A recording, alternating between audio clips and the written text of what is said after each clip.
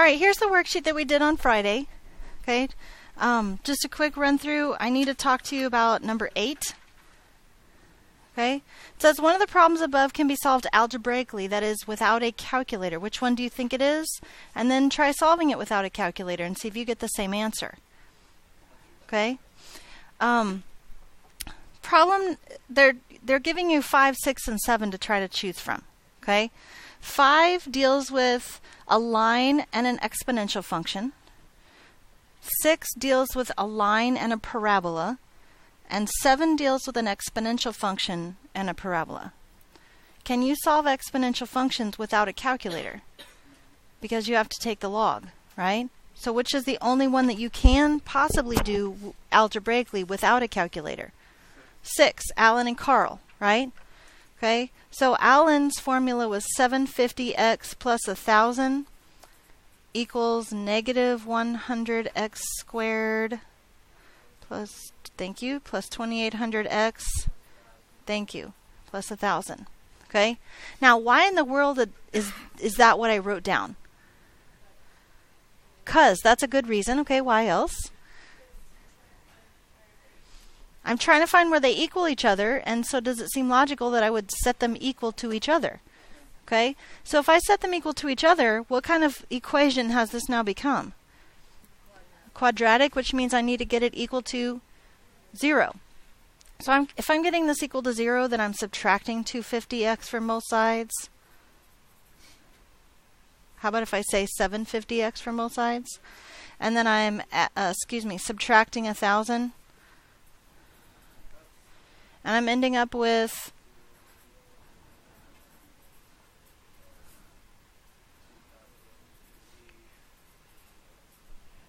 right? Okay, so depending on how you feel about trying to factor this, when I did this problem this morning with one of your classmates, I went ahead and factored out what they had in common, and to make it easier on myself, I factored out a negative 100x. Okay, I know that gives a decimal here, but I'm not scared of decimals. Okay, so that leaves me that. Are my signs right? Oh, no, they're not, because I factored out a negative 100, right? So that should be a negative. So to figure out which one of these equal to 0, I set both of them equal to 0.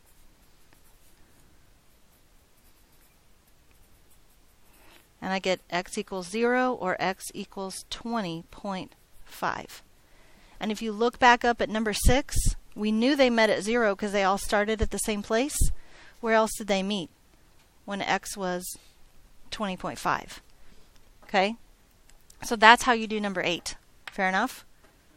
So thinking back, well, we don't have to think back that far because we just did one, right? Thinking back to this worksheet, what was this worksheet about? Don't say siblings.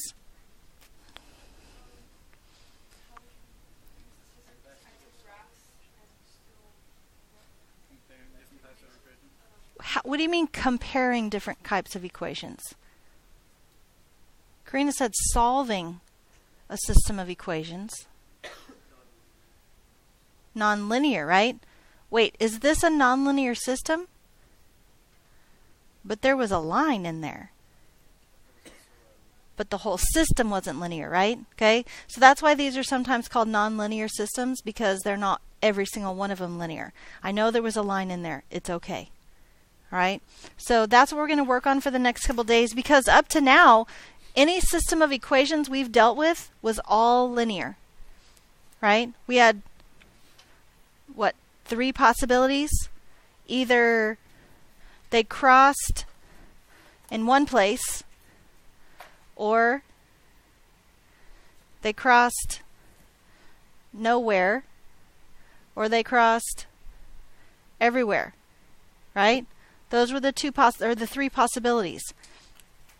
What about number 1? What about that system? What kind of system do I have here?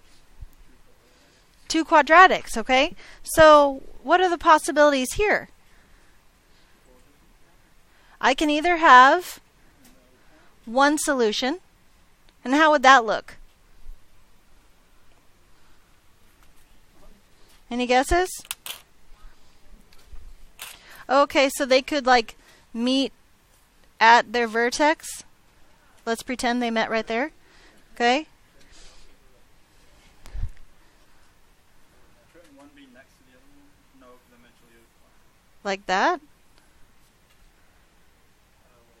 if they have the same stuff. If there was the same multiplier at the front, wouldn't these would never touch, would they? So there would be only one point of intersection right there. Okay? What are other possibilities? Or are there any other possibilities? They could never touch. What would that look like? One going down. One going up, one going down? Is that the only possibility? Both going up. One is like the other. So if one had a steeper slope and one had a shallower slope like that? Okay. Would they have to have different slopes? Or could I have exactly the same and exactly the same? Would those touch? No. Okay. So we have one possibility or no possibilities. Is that it? Or one solution and no solutions? Is that it? Pardon? Every solution. Okay. So if I had one here and one here, that would be every solution, right? So is that it? Is that my possibilities? 2? How in the world would I have 2 possibilities or 2 solutions? Oh, okay. So if I had this and this, okay. Okay, time out. You guys are totally thinking out of the box, which I completely expected from you. But please remember, we're still talking about functions. Can parabolas open sideways if we're talking about functions? No. Again, I'm not discouraging that thinking. That's good. Okay, we'll get there, just not quite yet. Okay, we're talking about functional parabolas. So only opening up or down. So are there any other possibilities?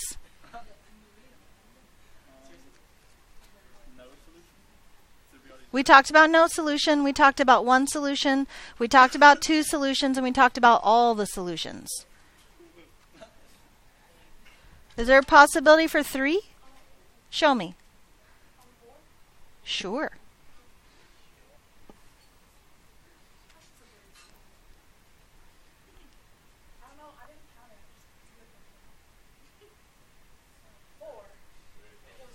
We just talked about it. X is 10 with P.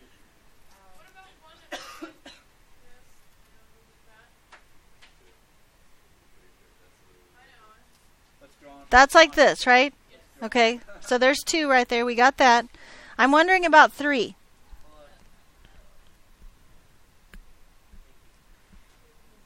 if one was like the shallower slope, then it came here, and it hit like the lower hillside here, and then that one came out, and hit this one over here. Is that possible? I don't know the answer to that.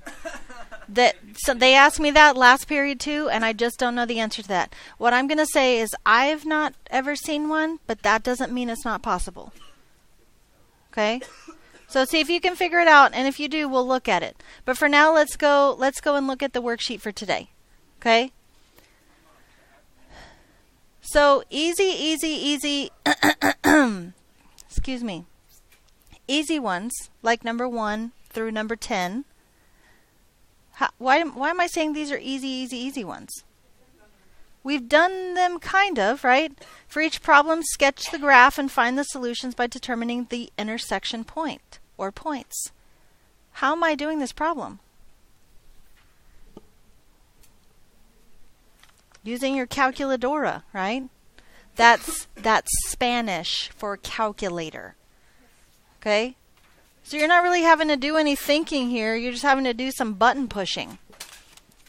Wait, is that entirely true? You do have to know where to put everything in and how to find them. Okay? I do need you guys to settle down a little bit this morning. You're getting a little wild.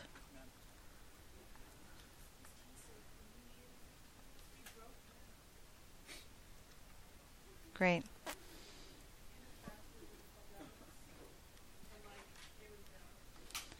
So in your calculator, you're putting x squared plus 4x plus 5.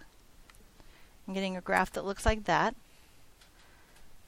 And then you're putting in x squared minus 2x minus 6. And getting a graph that looks like that. Now, I need to, as carefully as possible, transfer that to the graph that's given.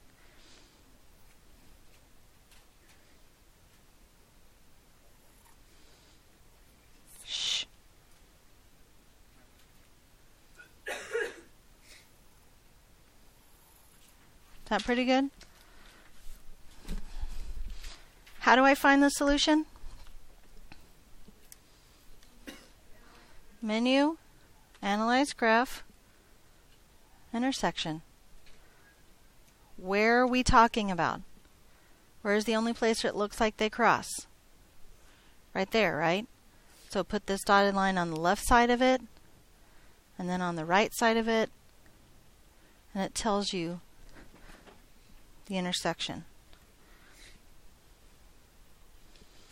So my solution looks like negative 1.83, comma 1.03. After I said 3, I wrote 8. That's weird. Is that what yours looks like?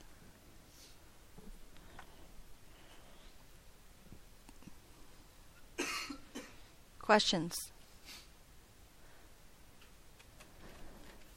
So why is this written like it is? Because if I was truly reading in an English type of setting, what would I assume? There's more than one, right? That says solutions. That's plural. So are they trying to trick us? Yes. They want to know if we really know what we're doing. Okay? There is only one solution here. I'm only going to write one solution. I'm not going to make up another one just to write it there because the word's plural. Okay? Any questions? Okay. Correct me if I'm wrong, but do I need to do any more examples like that for you? Yes, I didn't think so. Okay? Can you plug things into the calculator? Yes, that's great, but you then have to know what to do with them, and that's where finding the intersection is important. Okay? So please look at number 11. Number 11 takes you through solving a system of equations algebraically. And it's asking you to do number 9, right up here. Okay? Does it make sense to you that if this one equals y and this one equals y, that they should also equal each other? Does that make sense? Okay? So it even tells me right here, set the two functions equal to each other. I don't want you to just set them equal to each other because it says. I want you to understand why you can. Well, they both already equal y. If they already both equal y, they can equal each other. Okay? So we have 4 over x minus 3 equals 2x minus 6. We have a couple options here of how to solve this. What's your first inclination?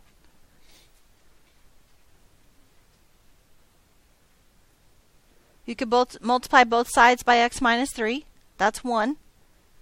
What's another possibility? What about just cross multiplying? Put that over a 1, and that two fractions set equal to each other. Okay? But what you said first was x minus 3, so let's multiply both sides by x minus 3. Okay? When we multiply both sides by x minus 3, that's 1, isn't it? So I get 4 equals 2x minus 6 times x minus 3.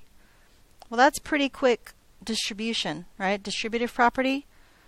4 equals 2x squared minus 6x minus 6x. So minus 12x plus 18. Now what? Why would I have to subtract the 4? It's a quadratic, so we know it has to equal 0, right? So we're going to subtract the 4 from both sides. And we're going to get 0 equals 2x squared minus 12x plus 14. How would you want to try to solve that?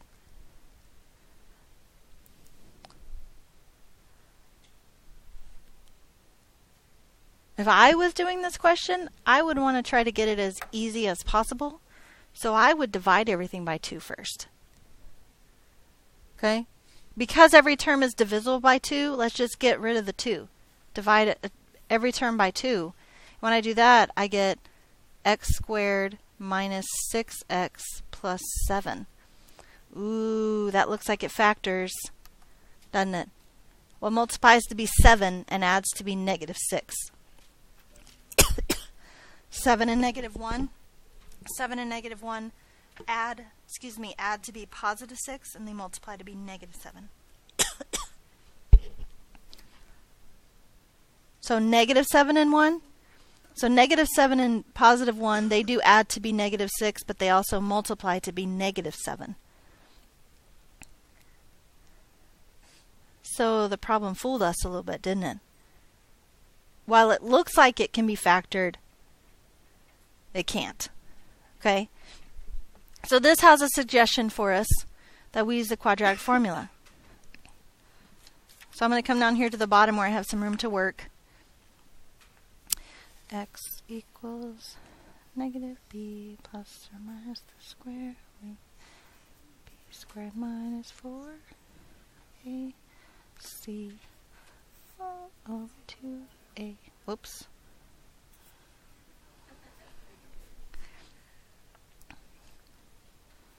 So x is 6 plus or minus the square root of 36 minus 28 over 2. Anybody know what 36 minus 28 is?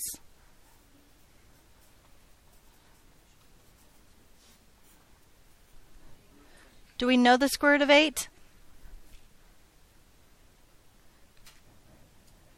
We don't know the square root of 8, do we? But we know that that's 4 times 2, and we do know the square root of 4.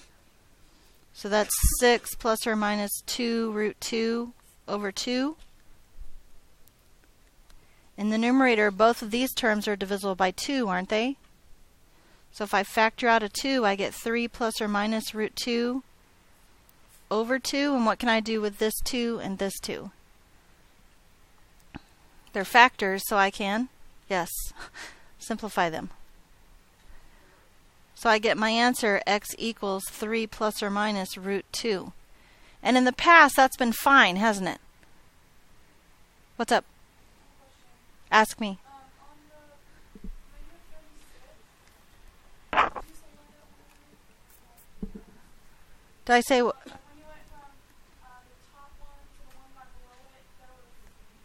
From here to here? I think it was an eraser thinger. Because when I brushed it, it went away. Okay. In the past, this was fine, wasn't it? That's a perfectly acceptable answer for x. But if I'm having to go substitute that back in here to find y somewhere, does that help me at all? No, I need 2 values. So in my calculator, I need to be able to say 3 plus the square root of 2. 3 plus the square root of 2 equals 4.414. And 3 minus the square root of 2 equals 1.586.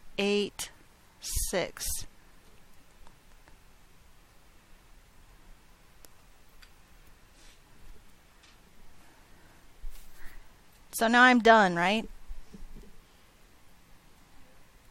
Kiana does not agree with me. It is. Why? Why do I have to plug them in? What is the solution to this system? A point. Or in this case, 2 points, right? Is it good enough of the point for me to just know the x coordinate of the point? No, I have to know the whole point, the x and the y. So once I find the x, I got to find the y. Where do I go? Where? So way back up here? Yeah. Okay? So I take each of these one at a time and plug it. Which one would you choose? The smaller number. You would choose the 2x minus 6? Me too. There's no fractions. It's not that I can't do them or I'm afraid of them. I just don't have to. Right? So we would say then 4.14. Sorry. 2 times 4.414 minus 6. So my first point looks like 4.414, comma, 2.828. My second point is 2 times 1.586, then minus 6. So it looks like 1.586, comma, negative 2.828. Is that what you got? Any questions? Now, anytime we set these up, do I always have to cross multiply or do I always have to get rid of a denominator? Well, it really depends on how the problems look when they're given to you, right? If I have something like this, what am I going to have to do? If these two are set equal to each other, what am I going to have to do? I'm going to have to square both sides first, right, to get rid of this radical. If I have these two set equal to each other, yeah, I probably want to cross multiply, don't I? If I have these two set equal to each other, it's a quadratic. I just need to get it equal to 0, don't I? So you just kind of have to go off of the ones that you're given. Okay? Go off the problems that you're given to decide how you're going to solve it. All right? We already did number 1 and we already did number 11, so you need to do the rest. Okay? You have the rest of the period to work on it. Ask questions as we go. I will have the answer key pulled up on my computer if you want to check your answers as you go. Any questions?